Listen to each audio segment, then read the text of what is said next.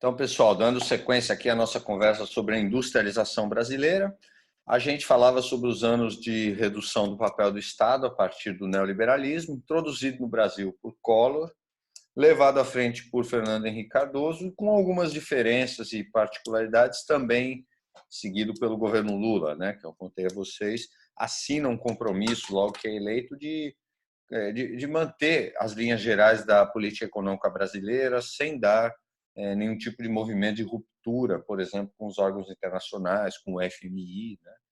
Inclusive, quando o Lula foi reeleito, uma das primeiras medidas que ele tomou foi cortar gastos sociais, foi adotar uma política de austeridade, em atendimento justamente a exigências do FMI para a gente poder pagar a dívida. Depois a gente consegue pagar essa dívida com o FMI, o que dá um pouco mais de autonomia, né? E essa austeridade ela acabou não sendo sentida porque, na época, a economia vinha em um ciclo de crescimento econômico razoável. Mas não podemos negar o fato de que também vimos num governo que se diz aí de oposição durante muitos momentos, né? Essa prática de também praticar austeridade, de também seguir as regras do sistema financeiro internacional, do neoliberalismo, do consenso de Washington. E vamos ver com Dilma, em linhas gerais, uma continuidade da política econômica e industrial daquela que a gente tinha tido com o Lula, né? Em primeiro lugar, nós vamos ver um esforço muito grande por parte do governo Dilma de prolongar aquela operação que tinha dado muito certo de expansão do consumo a partir do crescimento do mercado interno, né? Só que isso aqui, gente, isso foi promovido graças aos programas de transferência de renda.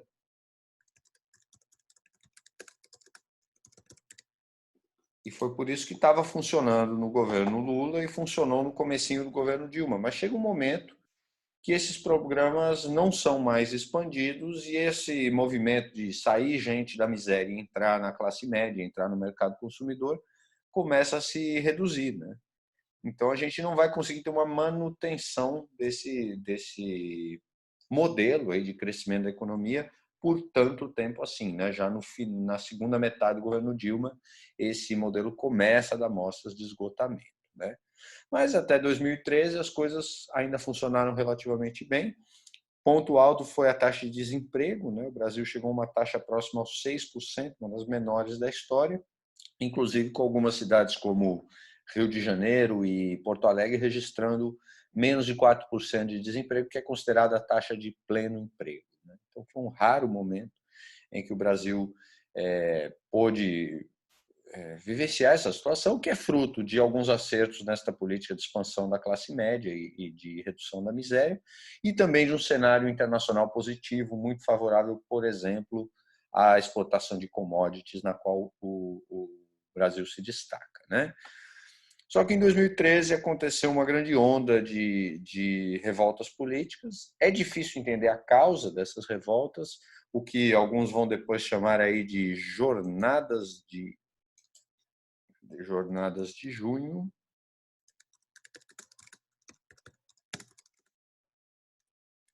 2013, né? Foi um movimento popular completamente espontâneo, que surgiu primeiro a partir de uma manifestação em São Paulo, uma pequena manifestação no movimento contra o aumento de passagem de ônibus, o movimento Passe Livre.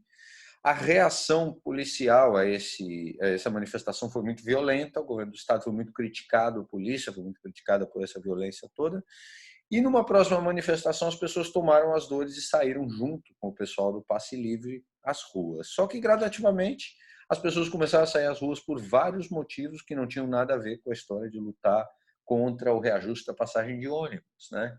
Surgiu toda uma problematização da política nacional acerca do problema da corrupção que persiste no Brasil, do problema dos grandes gastos que foram anunciados com a Copa do Mundo, né? O interessante é que esse movimento ele se propunha, num primeiro momento, a ser um movimento sem lideranças e sem ideologias claras, né? E que dizia ser contra tudo e contra todos que estavam na política. Curiosamente, esse movimento tem um impacto distinto entre a classe política. Os governadores, prefeitos vão sentir muito pouco o impacto do movimento de 2013, mas no nível federal o impacto vai ser gigante, né? De repente, a aprovação da Dilma, que chegou a ser a maior aprovação de um presidente brasileiro na história, vai despencar.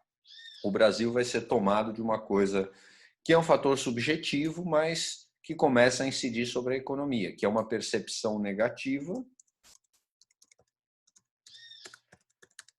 da situação econômica, né? E essa percepção negativa vai gerar uma onda de pessimismo econômico.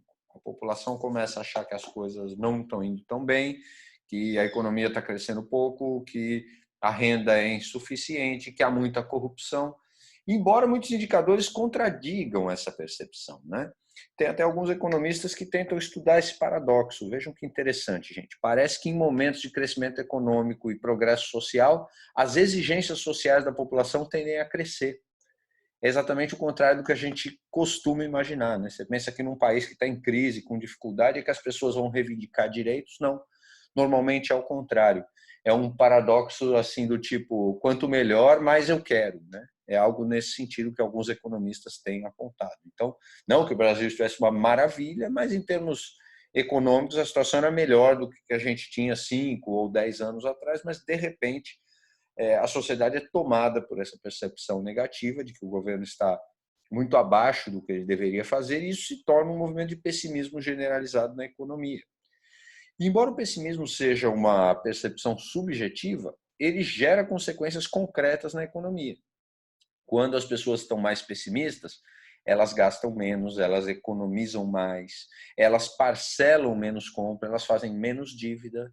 E a mesma coisa acontece com as empresas, né? As empresas adiam investimentos, né? Em vez de contratar muitos funcionários, contratarão menos funcionários. Existe um receio e esse receio vai virando uma bola de neve. Se eu sei que a empresa que fornece para mim matéria-prima está produzindo menos porque ela acha que a economia vai mal, eu também começo a pensar, pô, será que eu não devo produzir menos?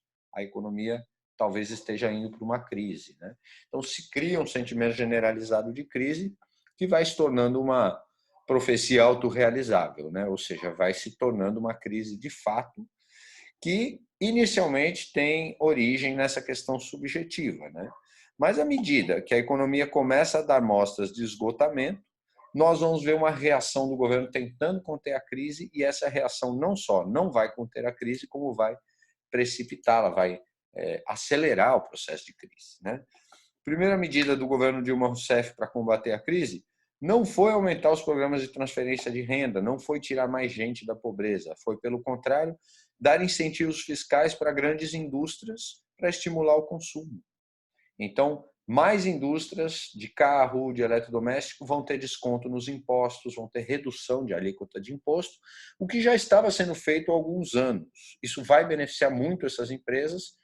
Elas até se comprometem com a Dilma a não fazerem demissões, mas na hora do vamos ver, vão fazer demissões do mesmo jeito. E esses cortes de impostos vão até reduzir um pouco o preço das mercadorias, mas não vai ser o suficiente para criar uma nova onda de consumo, já que a grande onda de consumo que o Brasil tinha vivido até então não tinha a ver com a redução do custo dos produtos, mas sim com a melhoria das condições de renda. E aí o Brasil vê uma aceleração desse processo que nós vamos chamar daqui para frente de desindustrialização. A desindustrialização é a redução do peso da indústria no PIB. Agora o pessoal me ensinou a estender a caixa de diálogo. Obrigado a vocês, queridos alunos, hein? Ó, consegui. Obrigado, viu? Então, gente, não é que o Brasil está perdendo indústrias, mas a gente está vendo a indústria perder participação no PIB, enquanto a agricultura cresce, assim como o setor de serviços, né? Inclusive, o vestibular da VUNESP usou o termo reprimarização da economia, né? Como quem diz, o setor primário está ganhando mais importância do que o setor secundário.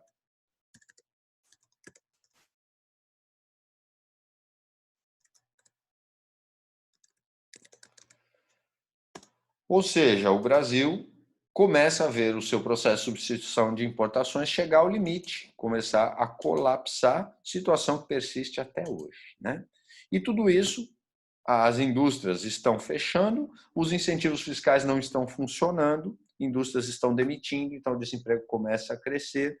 As indústrias que não estão pagando agora impostos estão fazendo com que o governo arrecade menos, E aí o governo está arrecadando menos e continua tendo gastos constantes, começa a faltar dinheiro, né? O Brasil sai daquela condição confortável de superávit primário e entra em déficit público. Ou seja, o governo vai começar a gastar mais dinheiro do que ele arrecada. E para não ter que pedir dinheiro emprestado, o governo vai usar uma manobra contábil. Essa manobra, ela não é exatamente um crime, ela é aquilo que a gente chama de uma contravenção, né? Um crime de menor gravidade. Tanto é que era praticada por Fernando Henrique e também por Lula. A manobra se chama pedalada fiscal, que é quando você usa o dinheiro de um banco ou de uma empresa pública como se ele fosse do governo. O governo vai lá e usa o dinheiro da Caixa Econômica como se fosse parte do orçamento dele. E não é, né? Na verdade, a Caixa, apesar de ser controlada pelo governo, ela é autônoma, ela tem uma autonomia, ela é uma autarquia em relação ao governo. Então, ela tem autonomia. O governo pode ir lá, pegar o dinheiro da Petrobras e dizer agora o dinheiro é meu, né? Mas o governo vai fazer isso de uma forma a tentar burlar a legislação. Nós temos uma lei que proíbe isso, que é a Lei de Responsabilidade Fiscal, e o governo da Dilma, achando que poderia fazer como os outros, né, também vai lá e vai fazer empréstimo de bancos públicos para o próprio governo. Então, vai pegar dinheiro da Caixa, vai pegar dinheiro da Petrobras, como se fosse dinheiro de orçamento, e isso vai fazendo com que o Estado aumente o seu nível de endividamento e se cria aqui o fato jurídico para um processo de impeachment, né? Semana passada, eu vi um deputado aqui da nossa região, não é um deputado com quem eu simpatize muito, mas vi uma entrevista muito interessante dele, dizendo que o impeachment é um fenômeno político-jurídico, né? E a Dilma reclamou disso várias vezes, mas não deveria reclamar, porque isso é normal num processo de impeachment. O impeachment ele precisa ter um fato jurídico, como esse, dar pedaladas fiscais. Mas por que FHC e Lula deram pedaladas fiscais e não sofreram impeachment? Aí entra o fato político. O impeachment só vira um impeachment se o presidente se isolar, não tiver apoio da maioria da Casa Legislativa, ou seja, do Congresso, da Câmara e do Senado. E tanto Lula quanto Fernando Henrique, com algumas manobras hábeis, conseguiram manter essa base de apoio. E Dilma não, né? Dilma, desde o começo, se colocou como alguém que não dialogava com o Congresso, e com isso foi ficando bastante isolada, o que foi tornando o seu processo de impeachment impossível de ser contido, né? Detalhe interessante é notar que esse processo ele foi aberto pelo presidente da Câmara da época, que era o Eduardo Cunha, que teve anos e anos a chance de lançar à frente o processo de impeachment, mas não o fez porque o governo, os membros do governo não tinham votado nada contra o interesse do Eduardo Cunha. Mas aí os membros do partido da presidente, do PT, votaram a favor de o início de uma investigação contra os crimes de corrupção do Eduardo Cunha e ele devolveu, abrindo o processo de impeachment, que depois então, desculpa gente, que depois então culminou com o afastamento da presidente Dilma, né? Então, o impeachment reclamou Dilma com razão, mas, aliás, com propriedade, mas sem razão, de que o impeachment foi um fato político jurídico e sempre é um fato político jurídico, né? Aqui, para vocês entenderem melhor o que eu coloquei, temos as taxas de avaliação dos presidentes, né? Quanto de ótimo ou bom cada presidente teve em cada momento do seu governo, né? E vejam que coisa interessante, os governos anteriores tinham um nível médio-baixo de popularidade, mesmo o governo Lula, que só no seu segundo mandato consegue realmente uma popularidade bastante elevada. Depois, quando Dilma é eleita, o nível de popularidade da Dilma começa muito baixo e depois ele vai subir, né? E já no seu primeiro governo, no seu primeiro ano, ela é mais popular que qualquer outro presidente no seu primeiro ano, inclusive o seu antecessor, o seu criador aí, digamos, como liderança política, né? Depois esse nível vai bater lá em cima, em 2013 ele vai despencar, né? Então a avaliação política tem sim um peso no desempenho também do candidato e consequentemente, é claro, da própria economia. Bom, passado o período Dilma, então nós temos o vice Michel Temer assumindo. Então, logo Temer assume num contexto conturbado, né? O impeachment já é um impeachment lento, polêmico, né? Há uma parte da população que vê o impeachment como um golpe. Então, não é um cenário político tranquilo esse do impeachment. Então, logo o Temer assume o poder, também já se vê envolto a uma grande confusão que é causada por uma crise política envolvendo as suas relações com o grupo JBS. O grupo JBS é o grupo de frigoríficos que detém hoje a maior fatia do comércio mundial de carnes do planeta, né? Os irmãos Joesley e Wesley Batista eram grandes frequentadores de Temer, né? E aí a gente tem um áudio que é vazado de um encontro que aconteceu entre o Temer e os irmãos Batista, e um deles, né, o Joesley, que gravou esse áudio para incriminar o Temer. Mas nessa situação, o presidente recebe o dono da JBS, de madrugada no seu palácio, sem agenda oficial, e muitas coisas confidenciais são ditas nessa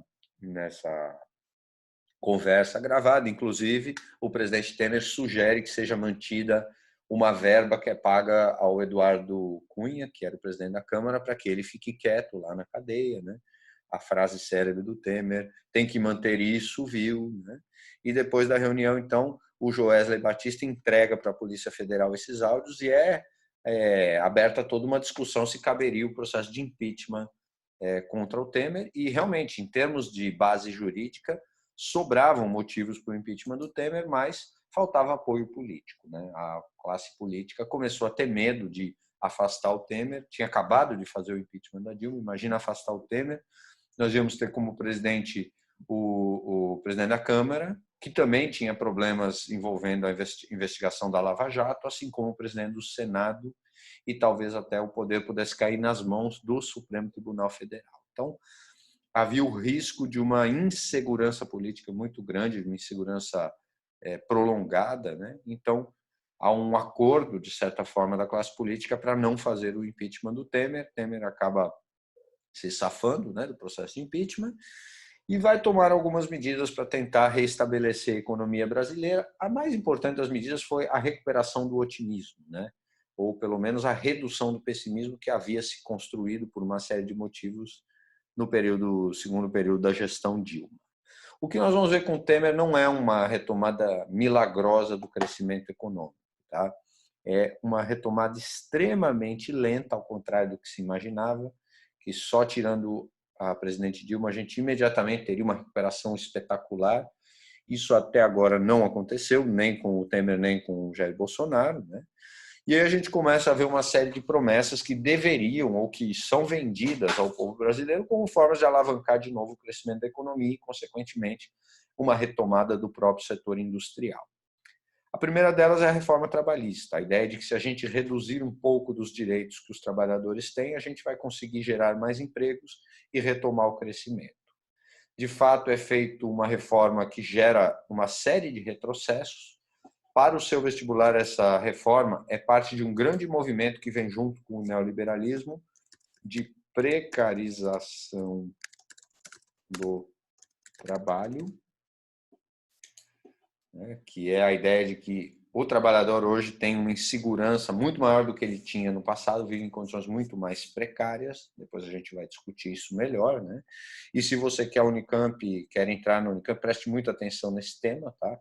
A sociologia da Unicamp tem um núcleo enorme de estudos só voltado à sociologia do trabalho, então se fala muito sobre como certas reformas ou condições estão precarizando a vida do operário, né? Caso muito comum que as provas têm cobrado é o do Uber hoje.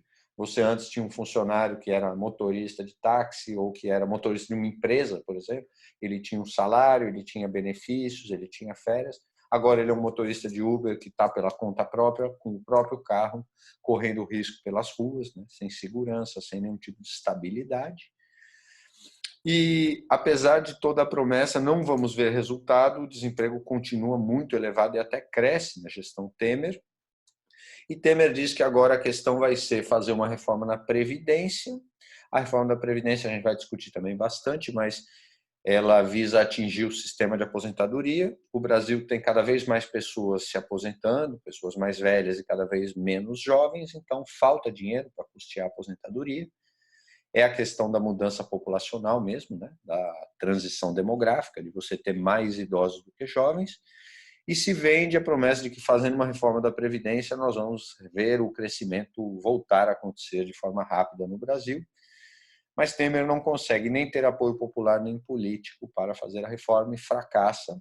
A reforma só vai acontecer com alguns pontos alterados agora na gestão de Jair Bolsonaro ano passado, né? E também vamos ver com Temer uma continuidade da mesma política da Dilma no sentido de desonerar empresas, ou seja, de continuar não cobrando impostos de grandes empresas para tentar estimular o seu crescimento, mas isso não vai dar certo e a desindustrialização continua acontecendo com a consequente reprimarização que eu coloquei lá na tela anterior para vocês, né? Então, o setor do agronegócio continua indo muito bem, enquanto todos os outros setores têm dificuldade e a indústria, particularmente, retrocede no Brasil. Então, o saldo da gestão Temer, ele é estancar a crise, mas é, ao mesmo tempo, não conseguir entregar uma recuperação econômica significativa, né? Bom, esse gráfico é muito ilustrativo aqui sobre o que a gente discutiu a respeito da participação da indústria e do próprio processo de substituição de importações, né? Vejam como o JK é importante em aumentar o percentual do PIB que é gerado pela indústria, né? De 13% para 16%. Depois nós temos uma queda logo após o regime militar, que depois é revertida, né? Até o milagre econômico, a gente chega de novo a ter um aumento da participação do PIB. Até na metade dos anos Sarney, aqui a gente ainda vai conseguir ver 20% do PIB sendo gerado na indústria. O neoliberalismo dá uma chacoalhada na nossa indústria que começa a entrar em queda. Depois ela tem uma recuperação aí nos anos de consumo expandido de classe média aqui no governo Lula. E já no final do governo começa a entrar em declínio, passando a fase Dilma, Temer e depois Jair Bolsonaro. E este número não para de cair, quer dizer, estamos diante de um fenômeno gravíssimo de desindustrialização e o pior de tudo, não há uma perspectiva simples de como reverter, tá? Eu tenho certeza que vocês vão me perguntar isso, né? Quase todas as salas e todas as vezes que eu falo desse assunto me fazem esse tipo de pergunta, mas infelizmente não tenho a resposta simples. Eu nem sei se é possível reverter esta queda da indústria. Creio que não, porque as sociedades mais envolvidas cada vez menos dependem da indústria. Estados Unidos, Japão, Alemanha, tem indústria, mas cada vez menos. Os serviços são o setor mais dinâmico, né? E isso também vem acontecendo no Brasil. Pena que a gente não chegou no desenvolvimento antes de ver a indústria falir, né? Eles se desenvolveram e depois viram a indústria entrar em declínio e a situação é bem mais confortável. E aqui coloquei a foto de dois antigos companheiros, né?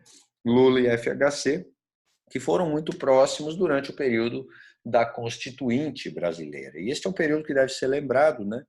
Recentemente nós tivemos o aniversário da Carta Cidadã de 1988, que pôs fim à ditadura militar e iniciou um amplo diálogo nacional, né? Essa foto é muito reveladora. Você ter pessoas de espectro político muitas vezes discordantes se reunindo e fazendo concessões para que se crie algo melhor para o Brasil, que foi a Constituição de 88, um dos orgulhos do país. A nossa Constituição é uma Constituição extremamente bem feita e avançada. Ela é a base da nossa democracia até hoje.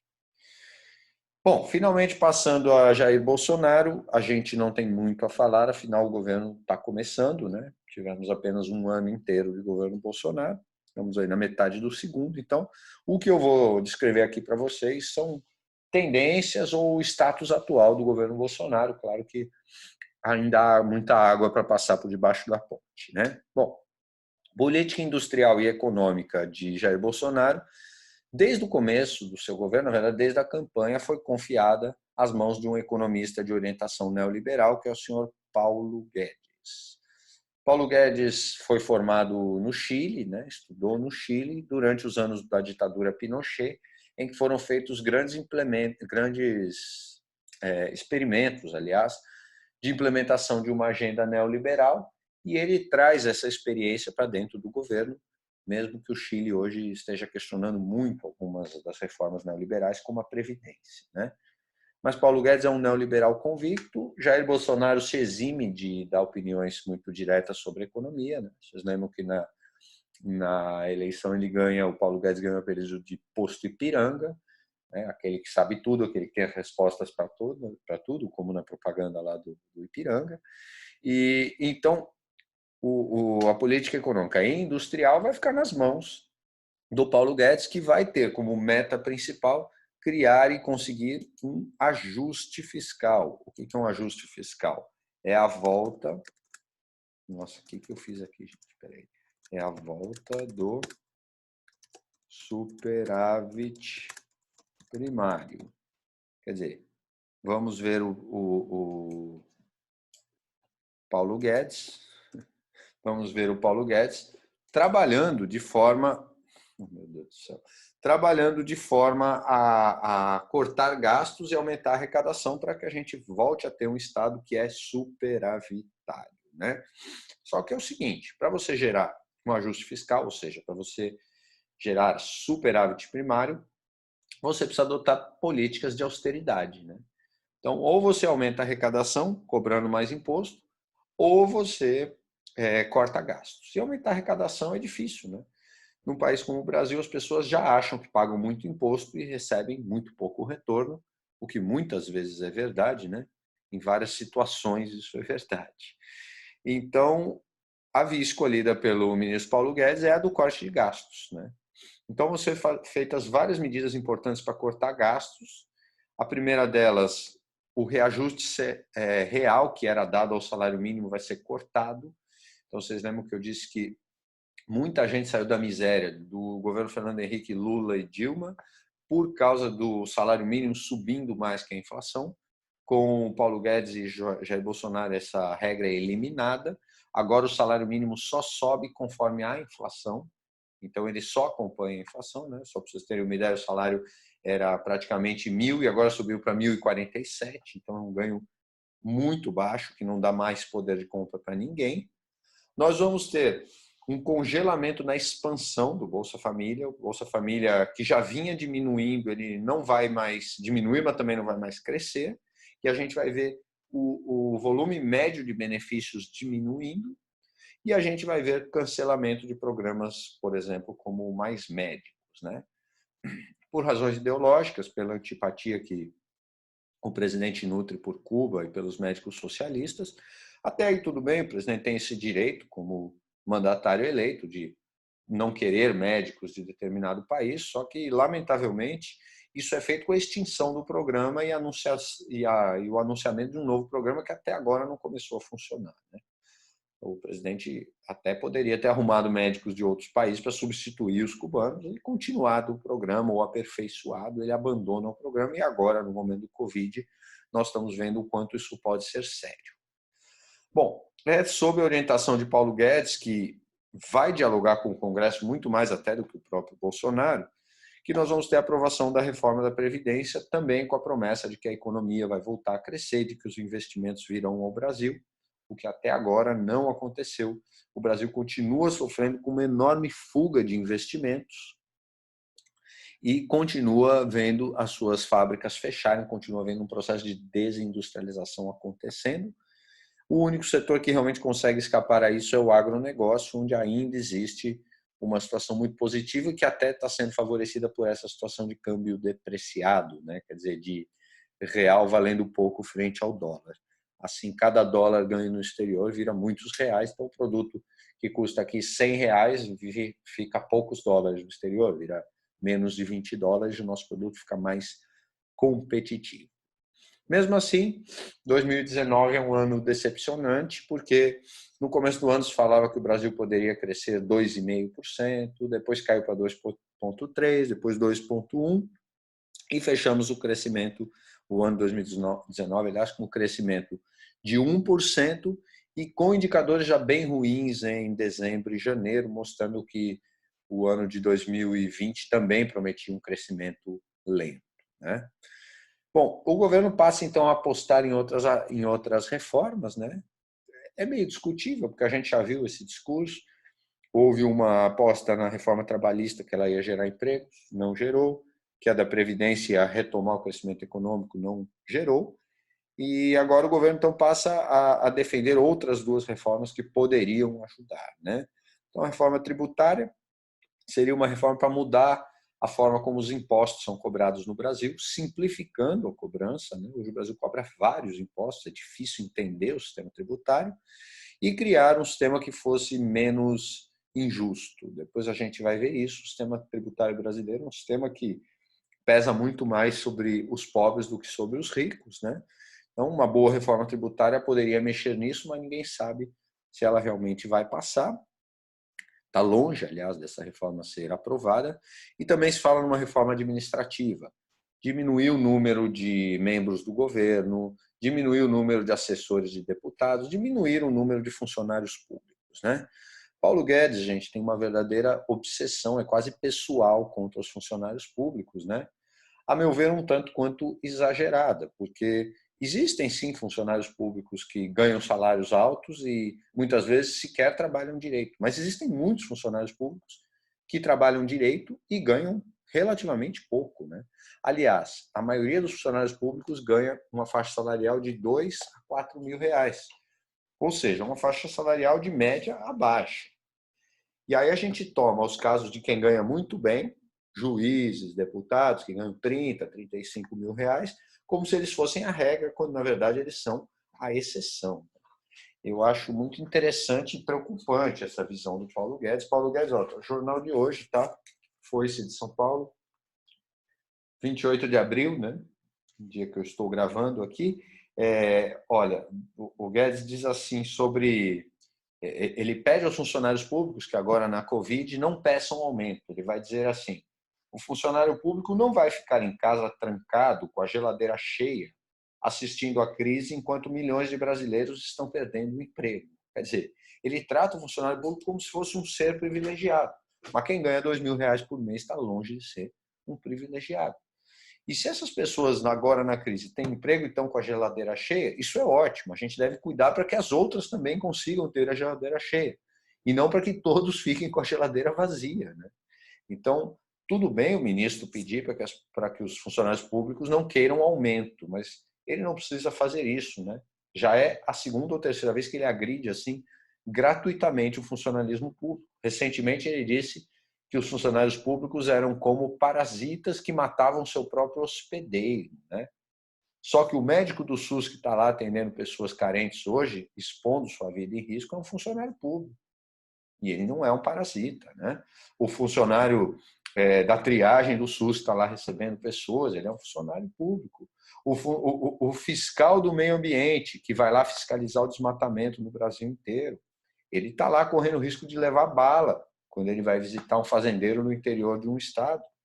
Ele não é um vagabundo privilegiado, né? Então a gente tem esse risco de generalizar um comportamento que pode até existir em alguns setores, sim, do funcionalismo público, mas ele não é uma regra geral, né? Então, preocupante esta posição, né?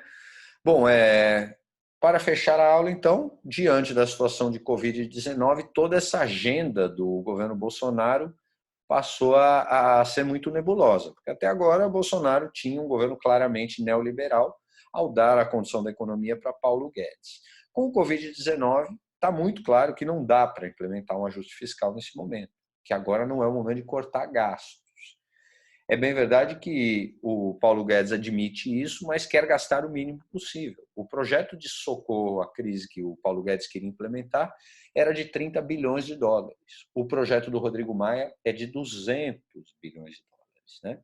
Então, estamos numa situação em que até Rodrigo Maia está agindo de forma mais contundente para tentar recuperar a economia do que o próprio ministro Paulo Guedes, que perdeu um pouco do seu protagonismo aí na economia com esse cenário todo.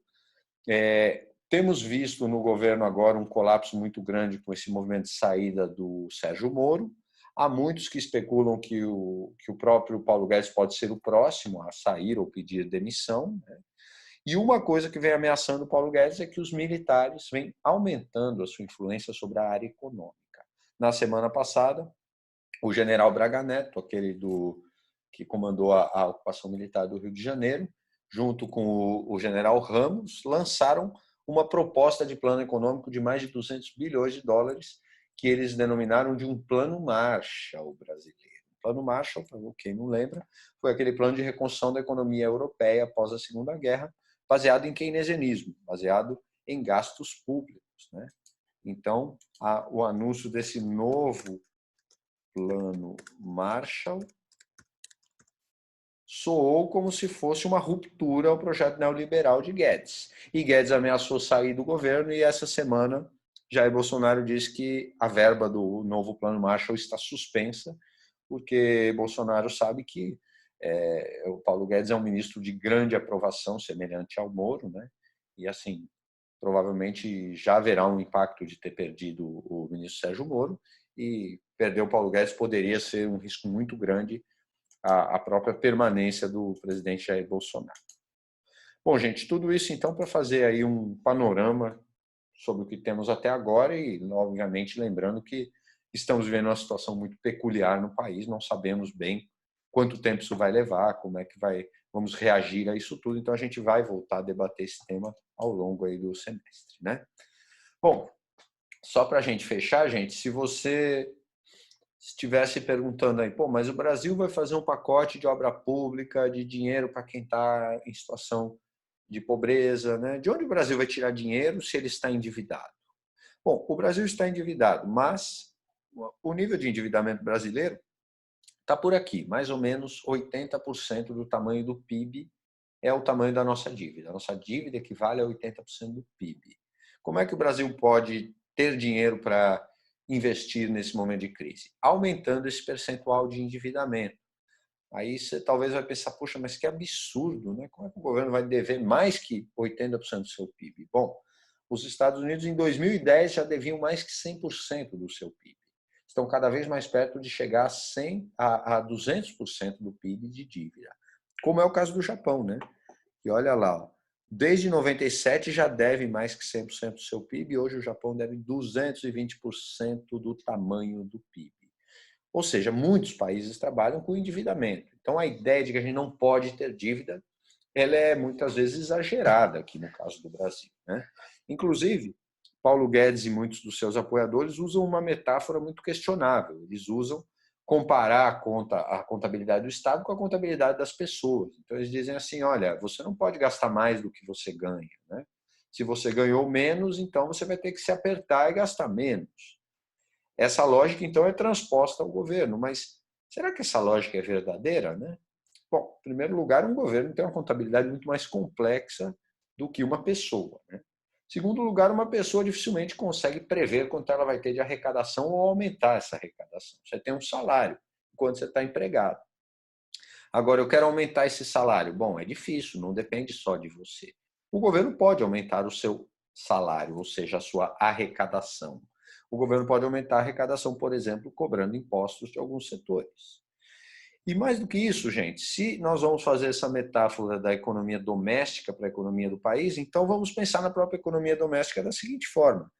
Se você estiver numa situação grave, você não tem dinheiro e precisa comprar um medicamento, você pegaria dinheiro emprestado para comprar esse medicamento? Para sua mãe, para sua avó? Certamente, né?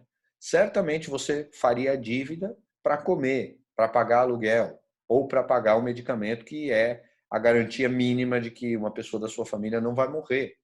Então, também nas finanças pessoais, as pessoas podem eventualmente recorrer a dívidas. É claro que você não deve sair fazendo dívida à toa. Então, vou lá no shopping, compro tudo que eu quero, faço dívida num banco, em outro, daqui a pouco ninguém mais me empresta dinheiro.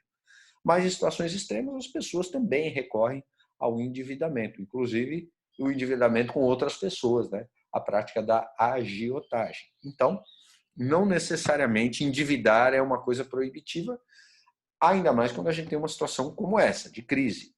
Não é um endividamento que está sendo feito para o Brasil fazer estádio da Copa, como foi no passado. Agora seria um endividamento para garantir emprego mínimo e condições básicas de sobrevivência à maioria da população brasileira. Então, este é sim um caminho viável, um caminho possível. Beleza? Bom, pessoal, para fechar aqui, então, uma orientação de estudo, façam uma linha do tempo com os principais momentos da industrialização. Então, você coloca aqui, tópico 1, 2, 3, 4, 5, 6, 6A, B, C, D e E. E coloque ali o que aconteceu de mais importante em ordem cronológica. Não precisa saber as datas exatas, precisa saber as décadas, que está ótimo, tá bom? Acho que é uma forma bem didática e que vai ajudar vocês na hora dos estudos.